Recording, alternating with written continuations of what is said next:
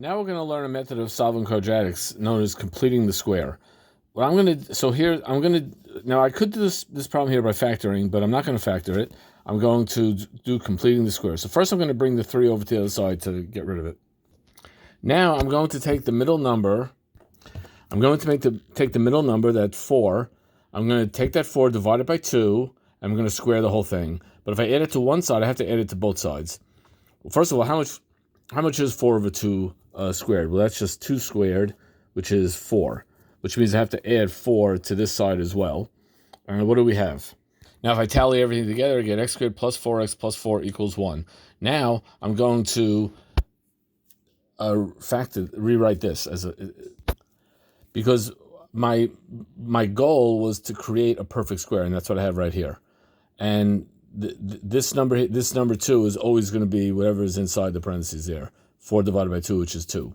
Anyway, this tells me that x plus 2 is equal to plus or minus 1, which means either x equals, which means either x plus 2 equals 1, which gives me x equals negative 1, or x plus 2 equals negative 1, which gives me x equals negative 3.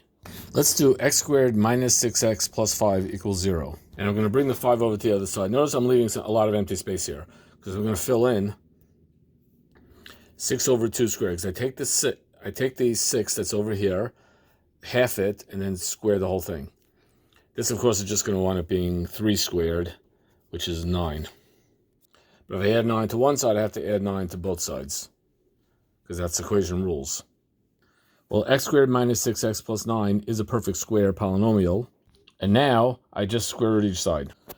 And that tells me x minus 3 is equal to plus 2, or x minus 3 is equal to negative 2, which leads to x equals 5 or x equals 1. Yay! And one more example. If I have this one, x squared minus 10x plus 27 equals 0, bring the 27 over to the other side. I'm going to go through the steps, and I get x minus 5 equals negative 2. Now I square root each side. Square root of negative 2 is 2 rad 2 times I, and it's plus or minus. So it leads to two answers. That leads to two answers: x equals 5 plus rad 2i, and x equals negative 5 plus rad 2i. Yay!